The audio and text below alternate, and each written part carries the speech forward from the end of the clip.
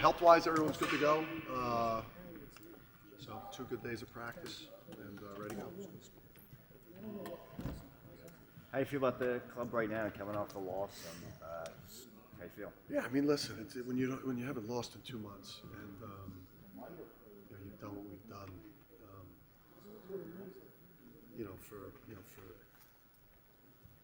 for a pretty long time here, and you lose it. Anytime you lose, it's a little jarring. You don't think it can happen to you.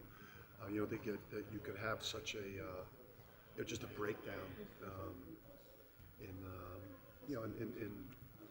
your identity and credit. Creighton. I think there's only teams at the upper echelon that have the ability to play that well against us. But we it was, you watch the film of it and it was that wasn't us. Yeah, and Villanova was kind of been a little bit up and down the year, but they obviously played you well in Philly and kind of desperate too a little bit. Oh, yeah. That makes them a little dangerous tomorrow night. Yeah, I mean, we're at this time of year, we're only playing, upper tier teams in the league that are like a Marquette or Creighton that are fighting for the regular season, or people that are like in or around the bubble that are really good teams or really talented teams. And then it's tournament play where it's elimination time. So they've got one of the oldest teams, one of the most talented teams. I think they're tough to play against. They're grown men, and their 1 through 8 is as talented as any team in the league. And Kyle is he's led really well for them. He's weathered the storm, and he has them playing really good. Do you gain anything from a loss, like you're coming off of a reset or a different focus for the players or anything like that? I think maybe if there was a slow deterioration of identity, but the level that we were playing at both ends of the court, backboard, scouting preparation instilled in brain, and we were functioning like a really well-oiled machine. So sometimes you could see it coming. But to go from how we were playing prior to that performance, there wasn't like a slow deterioration. It just went bad quickly. Does it allow you to coach more off a loss? Well, when you go four games in 10 days or 3 games in 6 days, whatever that run was for us, day after game, when you're in those type of runs, you don't practice because you just played a Big East brutal game, and then you get just that day before game practice where now you're very aware of not pushing your team too hard because they won't have the legs to play the game. So that's the challenge of the way our schedule has been set up this year. A lot of times we've been in this position, and then we've also dealt with a lot of times where we've had less prep time for the opponent than the opponents had for us. It's almost like the Big East who's mad at us for something. But sometimes is it good to come off a loss where you can point out in the film room, say, hey, maybe you guys aren't as good as you thought you were? No, that's not. Would you prefer to lose by 20 or lose by 2? I'd rather lose at the buzzer in excruciating fashion every time.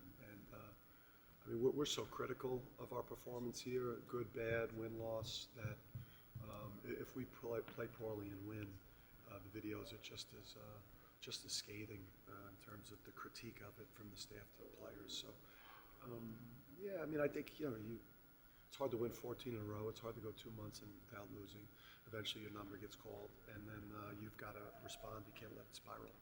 Dan, the federal court this afternoon just threw out all the NIL rules for the NCAA and said that schools can use NIL in recruiting.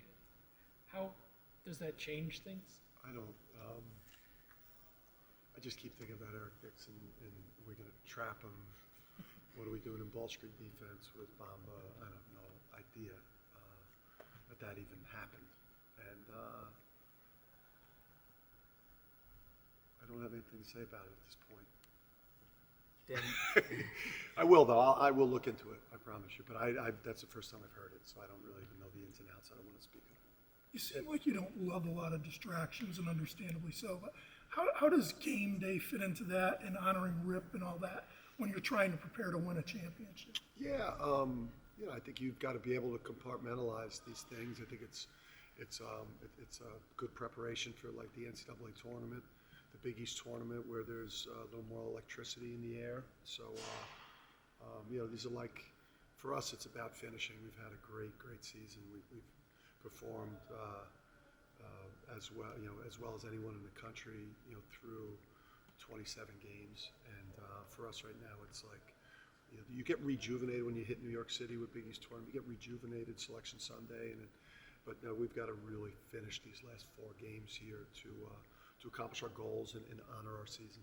Dan, along those same lines, sort of last year this was around the time where you guys started to ramp it up. How much does it help having guys that have been through that and did it successfully too? Yeah, definitely the leadership piece with Tristan and Alex and Donovan and obviously this coaching staff, Hassan, Sampson. I just think that the group isn't really spooked by losing. Again, when you went through what we all went through last January, and you struggle and go through tough times, I think it changes, the fear that you have of losing a game, or I think there's a confidence that we have within us that we feel like when we need to be at our best here down the stretch, that we're going to be able to get there. Dan, how has this game changed offensively in the last 10 years in terms of complexity? And do you think the players today are better able to handle that, or do they have a better basketball IQ? Yeah, I mean, both ends of the court, the level of sophistication in terms of the different styles of defense, zone matchups, pressure, man principles, pack line, more aggressive man, switching 1 through 4, switching 1 through 5, on ball, off ball.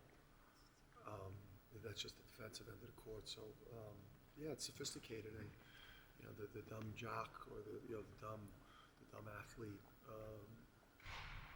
idea. You got to know a completely separate language, and so many principles that you have to understand to be able to get on the court. And that's why it's so tough on freshmen nowadays. I think it was easier for freshmen to play, years ago, because the game it was simple. And we've all seen the video of your engagement with the Creighton and your subsequent clever meme afterwards. The whole situation is something just...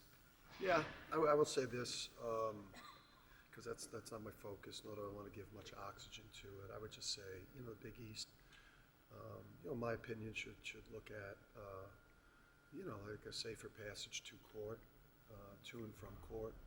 If you got to go out there before the game, halftime, back out, end of game, just to put the most vulgar, drunk, individuals that are going to spew profanity-laced things, climbing railings to get at me. I think you got to look at trying to create a safer passage. Once you get to the arena floor, if folks want to, serenade me, if the student body wants to serenade me with Dan Hurley chants, if the university and people there think that's classy, then go for it. If during the anthem, fans want to honor the anthem there by several times screaming, F me.